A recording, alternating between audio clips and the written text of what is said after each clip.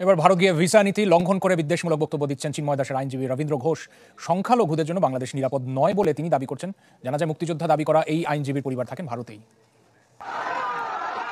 জাতীয় পতাকা অবমাননার অভিযোগে রাষ্ট্রদ্রোহ মামলায় জেলে চিন্ময় দাস। তার গ্রেপ্তারের পর থেকেই নতুন টানাপোড়েনে ঢাকা দিল্লি সম্পর্ক, সেই সাথে বিভ্রান্তিকর তথ্য ছড়ানোর প্রতিযোগিতায় ভারতের কিছু গণমাধ্যম। এবার দেশটিতে বসেই গুজবের পালে হাওয়া দেওয়ার অভিযোগ উঠেছে চিন্ময়ের আইনজীবী রবীন্দ্র ঘোষের বিরুদ্ধে। যেদিন আমি কোর্টে ছিলাম সেদিনও তো মারা যেতে পারতাম।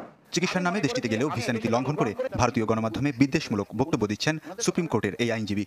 এই টিকি পড়া, এই যে এখানে সিঁদুর পড়া, এই পড়া, এগুলো সব শত্রু, ইসলামের দুশ্মন। ওই দেশের পাশে দাঁড়ানোর মতো কোনো কেউ নাই। যার মুসলমানরা যারা দাঁড়াতো ওরা সব ভাগিয়ে গেছে।